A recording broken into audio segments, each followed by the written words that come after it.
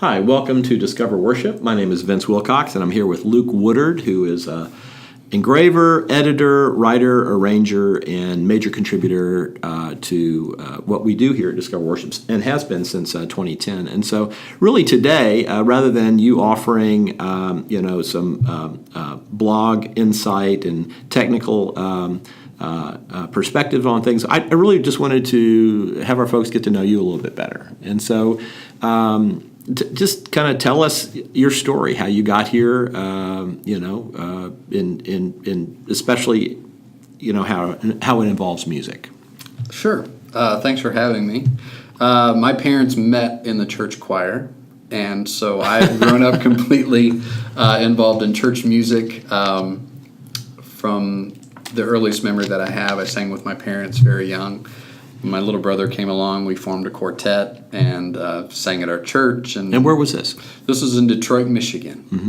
Mm-hmm. So my father was in a kind of a local Southern gospel quartet, and early on I started going to those rehearsals and playing bass guitar and piano for them a little bit. And they were attempting to sound like the big quartets of the time. Their attempts were less than what they had hoped for, but so early on they would be attempting to do what they had heard the quartet on the weekend. The big quartet came through town, like the cathedrals, yes, or who are we talking about? Quartet. They'd come through and they'd buy the sheet music and then go to rehearsal the next week and try to sing, and they were confused that it wouldn't sound the same. So my earliest experience of arranging, where I would listen to the recording and say, well, here's what they did. Here's the note. This is the part you should sing. This is how the ending went. Because they usually don't give you that in musical form. You have to listen to the recording. And so I started I had played tenor saxophone in 5th grade, so I knew my note names. So I just kind of started sketching by ear those great Larry Goss Cathedral Quartet arrangements. Yeah. So I'm fortunate that they were actually listening to great stuff musically for that genre. So that was my earliest experience with arranging and developing an ear for hearing those kinds of... So you're in high school doing this? Yeah, I was 13, middle school. Wow. Or something like that, and that was a great joy. And so I was all in with quartet music and thought that's what I wanted to do, and ate it up and loved every minute of it. But then I would hear things like the Beach Boys. The first time I heard that, I got obsessed with the Beach Boys and how they put their songs together, and bands like Chicago or things like that. And I grew up in a Baptist upbringing that was a pretty strict upbringing. Not necessarily my parents; they were kind of just in the same system, but Christian school. And the church were kind of the you don't smoke or chew or go with girls who do kind of a thing. So they didn't like guitars and they didn't like drums, things like that. So it was musically in some ways kind of sheltered, and so they wouldn't have been pleased necessarily at church with that I liked the Beach Boys or something like that. But my dad loved them, and so it wasn't really in the home that there was kind of a restrictions on that. But so those experiences in Christian school were somewhat a little bit frustrating with musical things I would do or wanted to do, and they would not like it. They would be too something for them. So there was some aggravation and a little bit of a discouragement, which was, looking back, is really sad. And I feel sad for those people more than angry or anything else. But it was a challenge that I navigated through that. And then I went to Liberty University to major in music.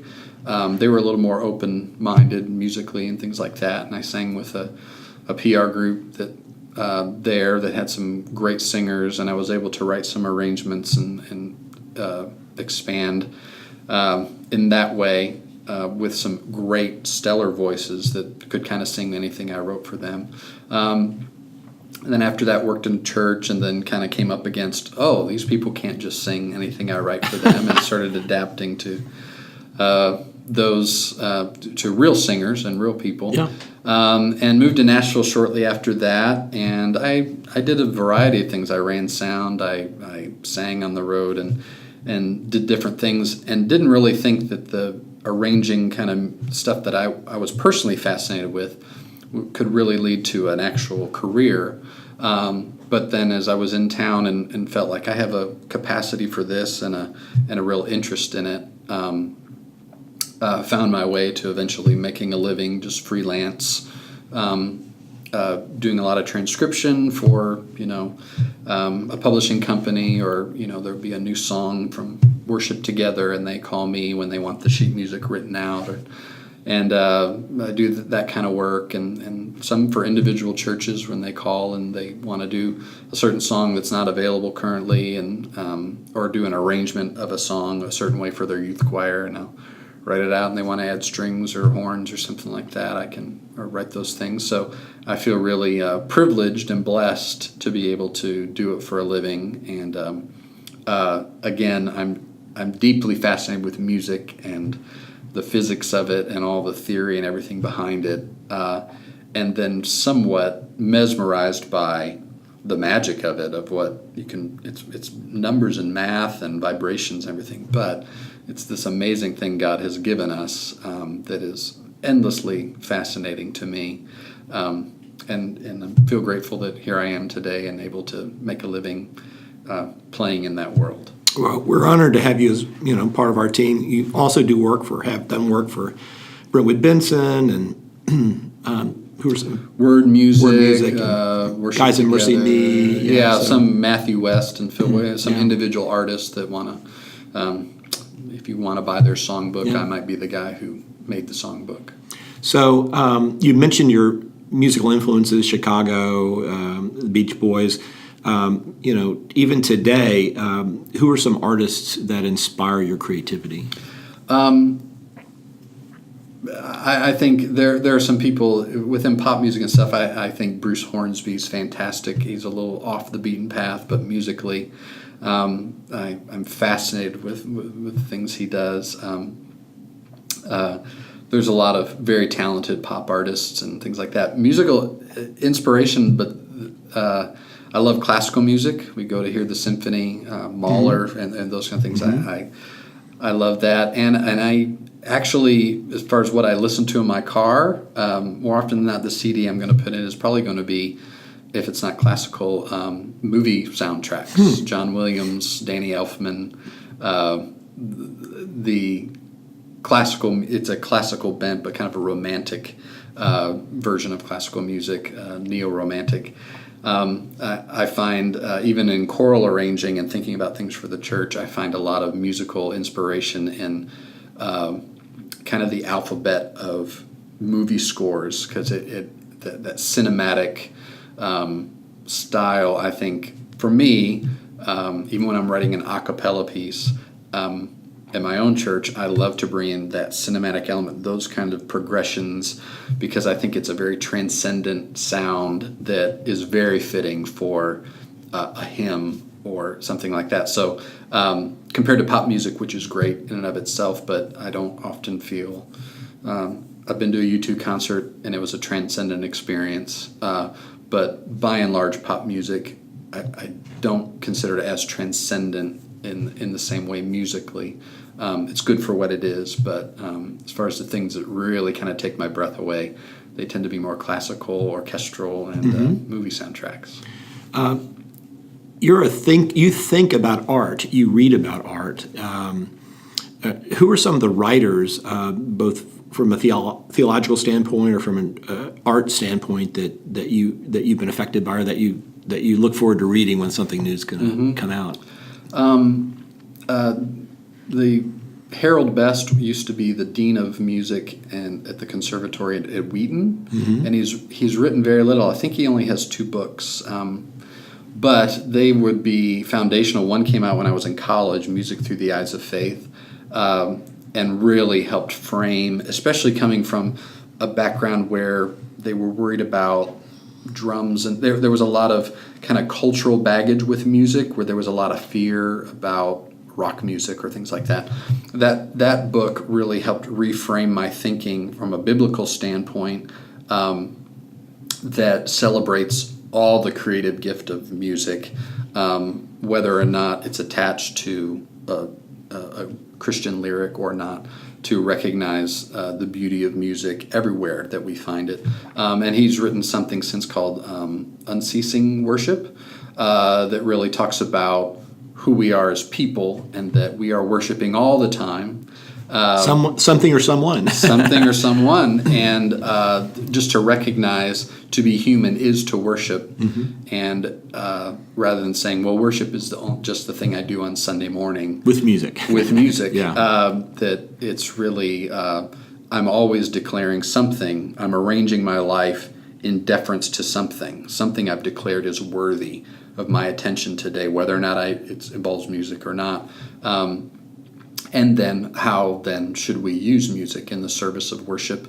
And that music is its own, music isn't equivalent to the power of God. It is something God has given us as a gift, but it disabused me of the notion that kind of the goosebumps I feel at a great song when we go a cappella on Holy Holy on a Sunday morning, that wonderful transcendent feeling that I might feel, I too often just said, well, then God showed up when I got goosebumps and they did the key change the right way. That was God showing up, rather than acknowledging God was already there. And the power of music is a lesser power than the power of God, and we should use it wisely, not manipulatively, or not equate it with the presence of God in a dangerous way, but recognize that song, the beauty of that song, helped me come to a place in my heart of really reflecting on God.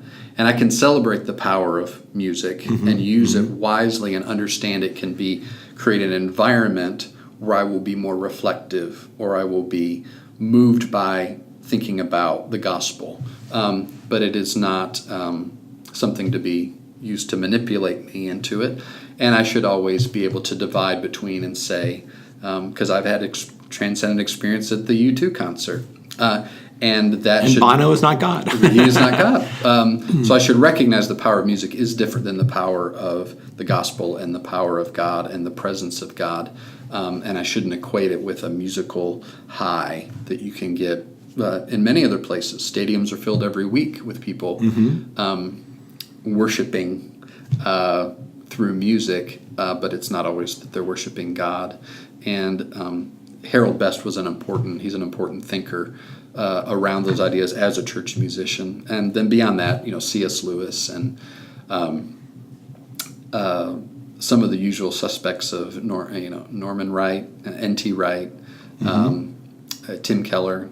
Some of those books are great books about faith, and I find them intellectually engaging. Wow, those are some of my favorite authors as well. Well, in terms of your writing and your arranging, what are some of the guiding principles of those efforts? I would say I aspire to be guided by beauty, and that music should be beautiful and moving, rather than just accomplishing a quick goal with the most shortcuts and as quickly as possible. I want to create beautiful things, and my greatest aspiration would be to leave something beautiful that would live beyond me. Something, because these little arrangements, and if it's an a cappella hymn or things like that, they're kind of these little inventions that you can make, a little machine that you can then turn on and let it go off into the world. That all the math of it and the theory of it should all work.